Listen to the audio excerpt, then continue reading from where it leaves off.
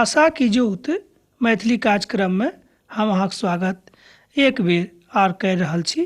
तहन प्रभु यीशु मसीह के मंगलकारी नाम में अपन भाई के अभिवादन स्वीकार करू। हम अहाँक नमस्कार सेहो कर रहल छी। पछिला अध्याय में हमरा लोकनि देखलहुँ हैं जे प्रभु यीशु मसीह अपन 12 शिष्यक विशेष निर्देश दऽ कऽ पठाबैत छथि जे अहाँ चारू कात जाकऽ पिता परमेश्वरक राजक विषय में लोगक बताऊं आ कोनाक बताऊं सेहो हमरा लोकनि सिखलहुँ हैं। मुदा आजुक अध्ययन में हमरा लोकनि सीखब जे प्रभु परमेश्वरक इच्छा हमरा सभक लेल की अछि। मुदा प्रभु यीशु मसीह प्रभुक राजक विस्तारक आंदोलन रूपे कोनाक आगाँ बढ़ाबैत छथि, एहिक ऊपर आजुक दिन हमरा लोकनि देखब। एहिसँ पहिने हमरा लोकनि आगाँ बढ़ी आउ एकटा छोट प्रार्थना कऽ लै छी। हे सर्वशक्तिमान परम अनुग्रहकारी दयामयी प्रभु, कृपामयी प्रभु जी, विशेष रूपे प्रभु आजुक दिन हमरा सभक ऊपर अहाँ दया करूँ प्रभु, जाहिसँ प्रभु अहाँक वचन सुनै में, पढ़ै में वा सीखै में हमरा लोकनि सफल भऽ सकी प्रभु। हमर श्रोता भाई बहिन में से प्रभु जे केओ बीमार छथि वा कोनो तरहक परेशानी में छथि प्रभु, हुनक परेशानी के अहाँ दूर कऽ दियौक। एहि प्रार्थनाक हम अपन उद्धारकर्ता यीशु क्रिस्त के नामसँ मांगि रहल छी, आमीन। हमर भाई बहिन, हमरा लोकनि एहि बातक एक बेर आरो अहाँसँ कहने छलहुँ हैं कि प्रभु यीशु मसीह अपन पिताक राजक एना कहियो एकटा आंदोलनक रूप में आगाँ बढ़ा रहल छथि। सेवकाई में ई एकटा बड्ड पैघ बात अछि। जँ अहाँ प्रभुक सेवकाई कर रहल छी, अर्थात जँ अहाँ प्रभुक राजा के बढ़ावे में अपन योगदान दऽ रहल छी, तऽ एकटा महान काज अहाँके हाथसँ, अहाँके जिंदगीसँ भऽ रहल अछि। ई कोनो छोट गप नहि बुझब, ई कोनो अधलाह गप सेहो नहि थिक। तऽ प्रभु यीशुक लेल प्रभु यीशु एहि बातक समर्थन में 28 अध्याय के 30 पद में अभिव्यक्ति दऽ रहल छथि।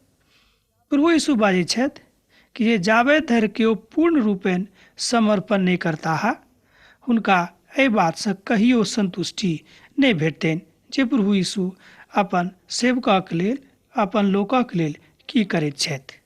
मुदा एहि बातक ओ मनुष्य कहियो बुझियो सेहो नहीं सकता है कि प्रभु यीशु मसीह अपना लोकक लेल की करैत छथि। एही के आधार पर श्रीमान मत्ती प्रभु यीशु के यहूदी के राजा के रूप में समर्थन करैत छथि, एना कहियो प्रस्तुत करैत छथि, अर्थात प्रस्तुत सेहो कयने छथि। यहूदी के राजा रहत, एहिमे कनिको संदेह नहीं थिक, किएक तऽ स्वयं जब ओ पिलातुसक सामना में उपस्थित भेल छलाह, एहि बातक हमरा लोकनि आगाँ देखब, तो स्वयं कहलखिन कि हम यहूदी के राजा थिकहुँ हैं। एहि बातक ओ स्वयं अपना मुख से स्वीकार करैत छथि। तहन आउ पद पहिल के दिस कनेक ध्यान दियैक। ओतऽ ओ की कहैत छथि?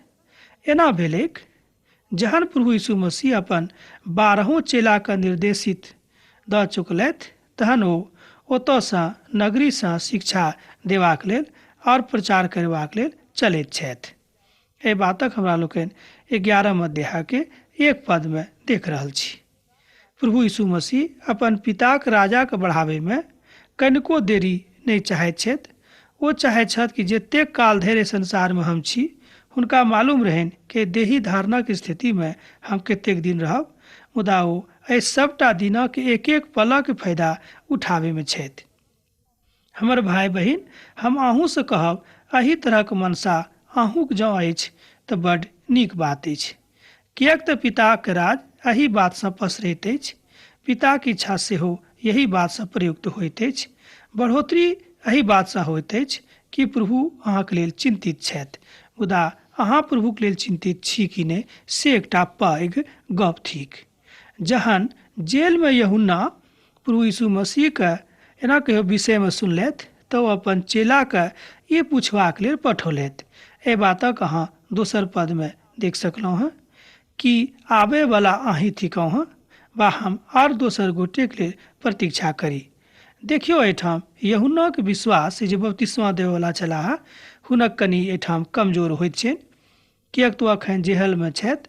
ओ सोचैत छथि कि हमरा लोकनि जिनका विषय में घोषणा करैत रहिए हम, से वह छथि वा आर दोसर केओ। यूहन्ना के बातक ऊपर एहि द्वारा शंका भ गेलनि, कारणे यूहन्ना अपन समय आ कालक अनुकूल हुनके मसीह बुझि रहल छथि। मुदा ई कोनो गलत बात सेहो नहि रहनि। वह प्रभु यीशु मसीह छलाह, वह मसीह सेहो छलाह। एहिठाम विराम गति सँ नहि मुदा द्रुत गति सँ आगाँ जाय के आवश्यकता छिक। मुदा जँ अहाँ द्रुत गति सँ आगाँ बढ़ि रहल छी तऽ बुझियौ प्रभुक राज महाप्रवेश करैए वला छी। एहि तरहक बात प्रभु यीशु मसीह अहाँक आजुक दिन सिखा रहल छथि। तहन आउ आ पवित्र पोथी बाइबल के एक दूटा पदक जँ पढ़ी तऽ बड्ड नीक रहत। प्रभु यीशु हुनका उत्तर देलखिन, जे किछु अहाँ सुनि रहल छी आ देख रहल छी, एहि बातक सुसमाचार यूहन्ना के बता दियौन। एहि बातक अहाँ 4 पद में पढ़ि सकलहुँ हैं। ओ की बताबैत छथि तकरा ओ हमरा लोकनि देख रहल छी कि आन्हर आँखि पाबि रहल अछि, आ लंगड़ा चलि रहल अछि, आ कोढ़ी शुद्ध कयल जा रहल अछि, बहिर मनुख सुनि रहल अछि, मुअल लोक जियाल जा रहल अछि। आ एना कहियो एहिठाम हमरा लोकनि जे कंगाल छल से जे गरीब छल हुनको सुसमाचार सुनायल जा रहल अछि। ई सबटा बात प्रभु यीशु मसीह के विषय में पहिनहिए सँ भविष्यवाणी कयल गेल रहै। तैं एहि बातक सत्यापन ओ यूहन्नाक दासक दऽ रहल छथिन कि अहाँ जाकऽ यूहन्नाक बता दियौ कि ई सबटा काज प्रभुक दिस सँ भऽ रहल अछि, जाहिसँ यूहन्ना के बातक विश्वास भऽ जाय कि प्रभु यीशु मसीह जे छलाह, जे अबैया छलाह, वएह छथि, केओ दोसर नहि छथि। आ धन्य ओ छथि जे हमरा कारणे ठोकर खायसँ बचल रहैत छथि। एहि बातक हमरा लोकनि 6 पद में पढ़ि रहल छी। जँ अहाँके लग पवित्र पोथी अछि तऽ एहि बातक अहूँ पढ़ि सकलहुँ। प्रभु यीशु मसीहक जवाब बड्ड सटीक छै आ ओहि समय ओहि काल में ओ बड्ड प्रासंगिक सेहो अछि। यशायाह भविष्यवक्ताक जे भविष्यवाणी रहनि सेहो एहिठाम पूरा होइत अछि। यशायाह भविष्यवक्ताक पोथी में एहि बातक अहाँ देख सकलहुँ हँ। यशायाह अपन पोथी 35 अध्याय के 4 आ 6 पद में एहि तरह बता रहल छथि, भविष्यवाणी कहि रहल छथि। प्रभु यीशु मसीह के विषय में ओ कहने छलखिन कि ओ कोना हुनकर आगमन हेतैक, यहूदाक राजाक रूप में भेल रहनि, आ एहि तरह हुनक जहन दोसर आगमन हेतैक तहन हुनक राजाक पूर्ण रूपेण स्थापना हेतैक। एहि द्वारा यूहन्नाक मोन में एहि तरहक प्रश्न उठि रहल रहनि जे की वएह छथि मसीह वा आर केओ दोसर अबैया छथि। एहि बात हुनका कनिक शक भऽ गेल रहनि। यह बात ओ एहिठाम सोचि रहल छथि। मुदा यूहन्नाक दृष्टि में एहिठाम प्रभु यीशु मसीह अपन आगमनक अपन उद्देश्यक विश्लेषित करैत छथि, जाहिसँ हुनका मन में जे बातक शंका रहनि से समाधान भऽ जायक। मत्तीक रचल सुसमाचार तकर 11 अध्याय के 7 पदक कनिक हमरा लोकनि देखियौ। हुनक जायत काल भीड़ सँ प्रभु यीशु मसीह यूहन्नाक विषय में बजनाइ आरंभ कयलथि। अहाँ जंगल में की देखबाक लेल गेल छलहुँ हँ? बयार में हिलैत सरकंडाक। ई पद कमजोर विश्वासी लोकक प्रति कहल गेल अछि। मान लियौ जँ अहाँ कमजोर विश्वासी थिकहुँ हँ, जँ अहाँक विश्वास कमजोर अछि तहन अहाँ एहि बातक बुझि सकलहुँ हँ। हुनका जिंदगी में तरह तरहक शंका भऽ सकैत अछि, अहाँक विश्वास कम भऽ सकैत अछि, अहाँ परमेश्वर सँ अलग सेहो भऽ सकलहुँ हँ। ई कोनो बड़का बात नहि अछि। प्रभु यीशु मसीह यूहन्ना बपतिस्मा देबयवला के हुनक प्रश्नक उत्तर दऽ रहल छथि कि ओ एहि बातक ऊपर विश्वास करैक जे यह मसीह छथि जे अबैया छलाह। तहन अहाँ की देखबाक लेल गेल छलहुँ हँ? कोमल वस्त्र पहिरल मनुखक। कोमल वस्त्र पहिरेलाके लोक राजा भवना में रहैत अछि। एहि तरहक ओहिठाम बतायल गेल अछि। यूहन्ना बपतिस्मा देबयवला तऽ मात्र नबी छलाह, भविष्यवक्ता छलाह, मुदा प्रभु यीशु मसीह नबी सँ बढ़ि कऽ छथि। एना कहियो भविष्यवक्ता सँ बढ़ि कऽ छथि। ई वएह छथि जिनका विषय में लिखल गेल रहनि। देखियौ, हम अपन दूत के अहाँक सन्मुख पठा रहल छी, अहाँक बाट अहाँक आगाँ तैयार करताह। एहि बातक भविष्यवाणी प्रभु यीशु मसीह के जन्म सँ पहिनहिए भेल रहैक। ताहि भविष्यवाणी के प्रभु यीशु मसीह अपन सत्यापनक लेल यूहन्ना के दऽ रहल छथिन। एहि पदक अहाँ 10म पद में पढ़ि सकलहुँ हैं। प्रभु यीशु मसीह एहि बातक घोषणा कहि रहल छथि जे यूहन्ना की व्याख्यान एना कहियो कोनो खराब नहीं रहन, किएक तऽ हुनका मन में शंका भेनाइ एकटा कहियो कि वाजिब रहन, किएक तऽ मनुख जाति कहियो कहियो एहि तरहक शंका में पड़ैत छथि। यूहन्ना सेहो मनुखे छलाह, किएक नहि हुनका मन में एहि तरहक बात आबि सकैत अछि। एहि बातक लेल एना कहियो मलाकीक पोथी में तकर 3 अध्यायक पहिल पद में कयल गेल छैक। ध्यान दियौक, हम दूतक अपना आगाँ पठायब, ओ हमर आगाँ हमर बाटक तैयार करत। मलाकी अपन पोथी में 3 अध्यायक 1 पद में एहि तरह लिखल गेल छैक। अर्थात भविष्यवक्ता लोकक कथन सेहो पूरा होइत अछि। जेना हम शुरुए में कहने छलहुँ हँ कि प्रभु यीशु मसीहक जन्म से भविष्यवक्ता सभक जतेक भविष्यवाणी रहे ओहि सबटा पूरा होइत अछि। एहिठाम जे हुनका विषय में मलाकी जे भविष्यवाणी केने रहत तकरा हमरा लोकनि पूरा होइत देखैत छी। 3 अध्याय के 1 पद में प्रभु अपना विषय में बाजि रहल छथि कि जे मनुख में से जन्मल पैघ सँ पैघ स्वर्गक राजाक छोट सँ छोट जन्मल सँ छोट होइत अछि। एहिठाम प्रभु यीशु मसीह अपन स्वर्गीय राजा के आगमनक विषय में बता रहल छथि, विश्वासक विषय में बता रहल छथि। ओ कहैत छथिन कि जे केओ स्वर्ग से आयल छथि ओ छोट से छोट एहि संसारक पैघ सँ बढ़ल अछि, हुनका सँ पैघ छथि। कहियो कहियो हमरो लोकनि एहि बातक ऊपर बहस होइत देखैत छी जे पैघ छथि इब्राहिम, मूसा, दाऊद, मुदा प्रभु यीशु मसीह एहि सब में यूहन्नाक पैघ मानैत छथि। मुदा एहि तरहक बहस लोक करैत छथि जे नीक हम सोचैत छी जे नहि अछि। मुदा ज्ञानक लेल जँ अहाँ बहस करैत छी, जँ अहाँ आख्यान करैत छी तऽ कोनो खराब बात नहि। मुदा केकरो पैघ देखाबैके लेल, केकरो छोट देखाबैके लेल जँ अहाँ एहि बातक हृदय से कहि रहल छी तऽ ई बात नीक नहि अछि। पवित्र पोथीक एकटा विद्वान एहिठाम कहैत छथि कि जे केओ इब्राहिम वा मूसा वा दाऊद वा प्रभु यीशु मसीह में समानता देखैत छथि तऽ हम कहबनि कि कोनो खराब बात नहि। मुदा जे केओ प्रभु यीशु मसीह के छोट देखाबे के कोशिश करैत छथि ई बड़ खराब बात अछि। यूहन्ना बपतिस्मा देबयवला के राज में प्रवेश करते अहाँ प्रभु में लीन रहब तऽ बहुत पाएब। प्रभु के प्रेम से जँ अहाँ अलग भऽ जायब तऽ अहाँ आनंदित नहीं रहब। ई बात बड़ स्पष्ट अछि, किएक तऽ सब भविष्यवक्ता और व्यवस्था यूहन्नाक आबैत काल धरि भविष्यवाणी कहि रहल रहथि। जँ अहाँ एहि बातक मानबाक लेल तैयार थिकहुँ हैं तऽ यह एलिया छथि जे अबैया रहथि, जिनका सुनबाक कान अछि ओ सुनि लेताह। मत्ती अपन पोथी में श्रीमान मत्ती 13 अध्याय आ 14 अध्याय में कहैत छथि, अर्थात एहि अध्याय के 13 आ 14 पद में सेहो कहैत छथि। यूहन्ना बपतिस्मा दियवला भविष्यवक्ता लोक के भविष्यवाणी के पूर्णता के दिस लऽ जा रहल छथिन। पद 15 में एहि तरह बतायल गेल छैक, जाहि बातक हम अहाँक लग अखन हम बता रहल छी यह छल प्रभुक साथ रहयवला लोक के कथा वा भविष्यवाणी। जँ अहाँ प्रभुक लग रहयवला लोक नहीं छी तऽ एहि सबटा बातक अहाँ नहीं बुझि सकलहुँ हैं। एहि सबटा बातक अहाँ किससे कहानी बुझबैक। एहि बातक एकटा पवित्र पोथीक विद्वान कहैत छथि, हम एहि पढ़ि कऽ लोकक तुलना नीक सँ करब। ई सब बाजार में बैसैवला धियापुताक समान अछि जे दोसर धियापुताक सोर पारि कऽ बजा रहल छथि। श्रीमान मत्ती एहि बातक अपन 16 पद में बता रहल छथि। आर ओ कहैत छथि कि जे हम अहाँक लेल बाँसुरी बजेलहुँ हैं और अहाँ नहीं नाचलिए, हम शोकित करैवला गीतक गयलहुँ हैं मुदा अहाँ शोकित नहीं भेलहुँ हैं। 17 पदक हमरा लोकनि देख रहल छी। देखियौ एहिठाम श्रीमान मत्ती एहि बातक बता रहल छथिन कि मान लियौ केओ भाय अहाँके तकलीफ में छथि, ओ शोकित भेलाह तऽ अहूँके काज अछि अपन भायके संग शोकित भेनाइ।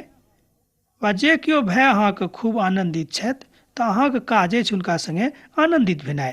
ई प्रभुक आज्ञा छै। मुदा जँ एहि बातक अहाँ नहीं मान रहल छी तेकर मतलब यह भेल कि अहाँ प्रभु यीशु मसीह के नीक धियापुता नहीं भेलहुँ हैं। एहि बातक धियापुता के क्रीड़ा सँ विश्लेषण करैत अछि। जेना धियापुता के खेल में किछु खेल दुखित करयवला होइत अछि आर किछ खेल हरखित करयवला सेहो होइत अछि। एहि बातक अहाँ एहिठाम नीकसँ बुझि सकलहुँ हेँ वा देख सकलहुँ हेँ। प्रभु यीशु मसीह पापी लोकक साथ बड़ दयावान छथि। जँ अहाँ प्रभुक दोस्त बनबाक इच्छा राखि रहल छी तऽ अपन दोस्तीके हाथ प्रभु यीशु मसीहके दिस बढ़ा दियौ और अहाँ बड्ड आनन्दित भऽ जायब। मनुखक पुत्र खाइत पियैत अयलथि और ओ कहैत छथि, मुदा ओ कहैत छथि एकटा पियक्कड़ चुंगी लेबयवलाक दोस्त, मुदा एहिके बादो बुद्धि आ ज्ञान एहि बातक प्रमाणित करैत अछि।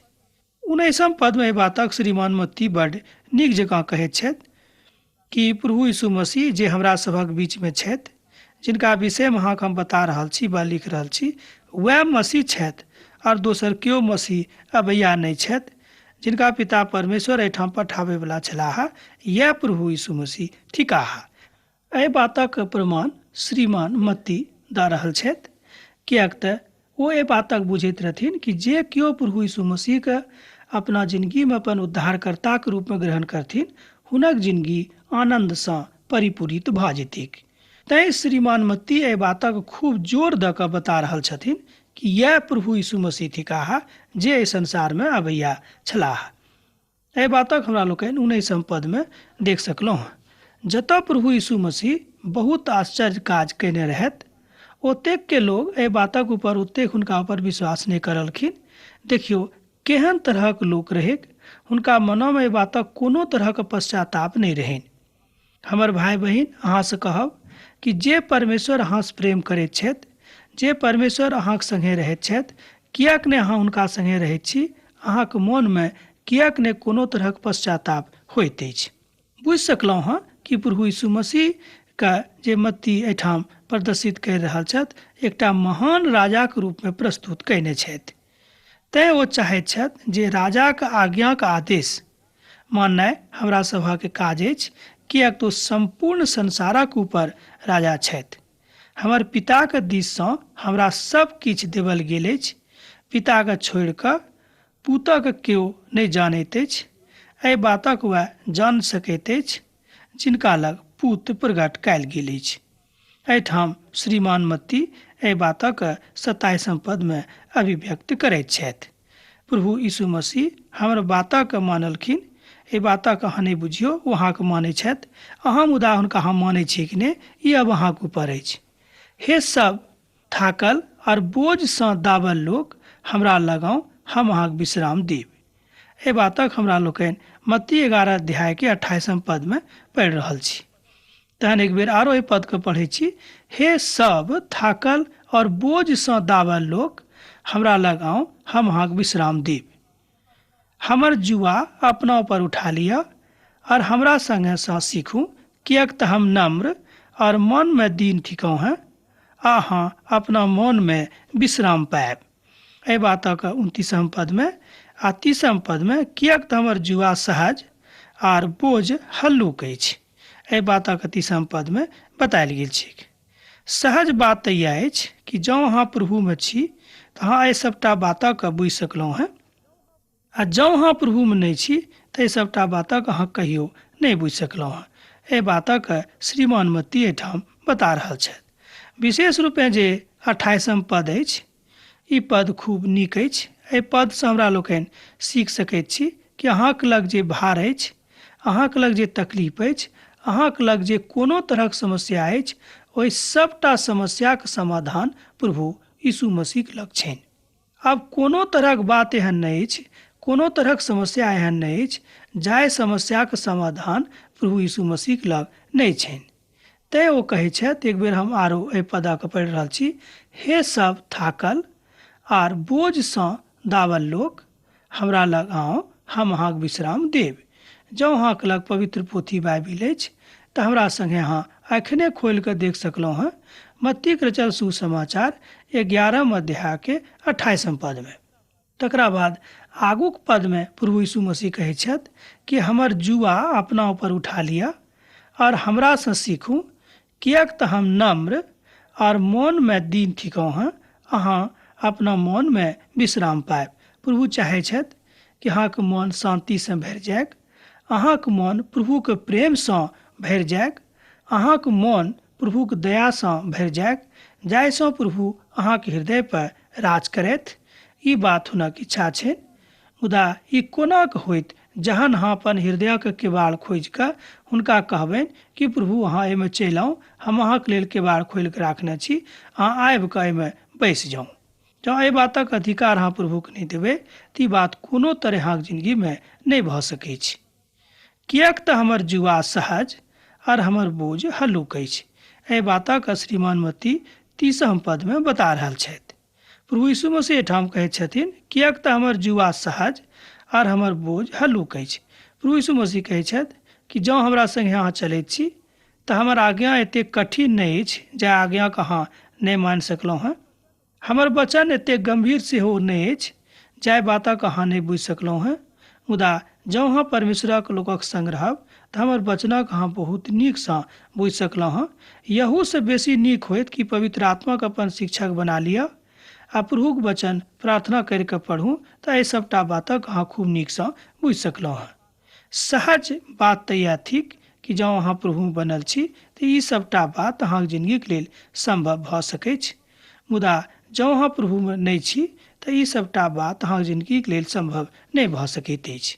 ई बातक अहाँ खूब नीकसँ बुझियौक। यशायाक पोथी तकर 1 अध्यायके 4 पदमे अहाँ देखब जे एहि बातक भविष्यवाणी ओहिठाम सेहो कयल गेल छैक। किएक तऽ यशायाके जेना हमरा लोकनि जानै छी पुरना नेमके सुसमाचार कहल जाइत अछि। विद्वान सब कहैत छथि कि यशायाक पोथी पुरना नेमके सुसमाचारक पोथी अछि। किएक तऽ एहि पोथीमे प्रभु यीशु मसीहक जन्म, हुनक जीवित भेनाइ आ हुनक सभटा बातक विषयमे एहिठाम बतायल गेल छैक। एहन कोनो बात नहि अछि जे ओहिठाम नहि बतायल गेल अछि। ओतऽ हुनक मृत्यु कोना हेतैक सेहो एहिठाम बतायल गेल छैक। ई बातक सेहो यशाया भविष्यवक्ता अपन पोथीमे खूब नीकसँ लिखने छथिन। जेना एक बेर हम आर अहाँसँ कहने छलहुँ हँ, बाजने छलहुँ हँ कि यशाया भविष्यवक्ताक पोथी यीशु मसीहक जन्मसँ लगभग 700 बरख पहिनहिए लिखायल गेल रहैक। एहिके बादो देखियौ ओतेक दिन पहिने, ओतेक बरख पहिने एहि सभटा बातक एक एक कऽ कऽ ओहिठाम भविष्यवाणीके रूपमे लिखायल गेल रहैक, जाहि बातक प्रमाणिकता प्रभु यीशु मसीहके जन्म भेलाक बाद होइत अछि। हमर मित्रवर, आजुक अध्ययनमे हमरा लोकनि एहि सभटा बातक सीख रहल छी। आब तऽ अहाँसँ कहब कि अहूँ प्रभुक संग आगाँ बढ़ू, अहूँ प्रभुक संग बनल रहू आ जतेक बात प्रभु यीशु मसीह अहाँसँ कहैत छथि तकरा अहाँ मानैत रहू।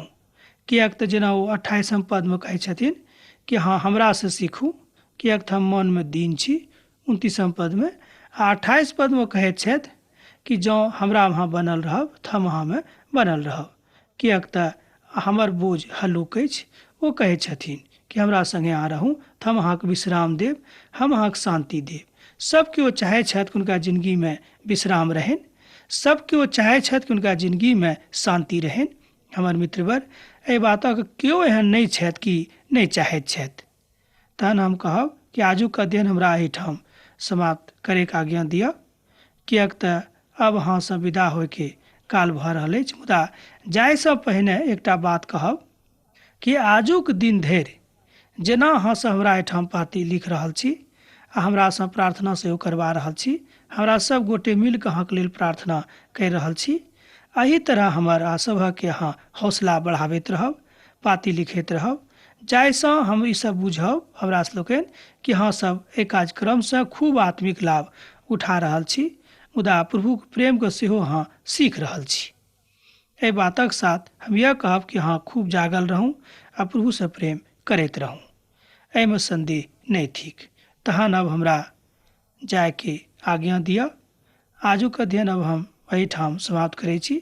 आगूक बात जे बचि गेल तकरा हमरा लोकनि दोसर दिन सीखब। प्रभु यीशु मसीहके प्रेम, हुनक कृपा, करुणा आ दया अहाँक जिन्दगीमे सदिखन बनल रहैक। आमीन।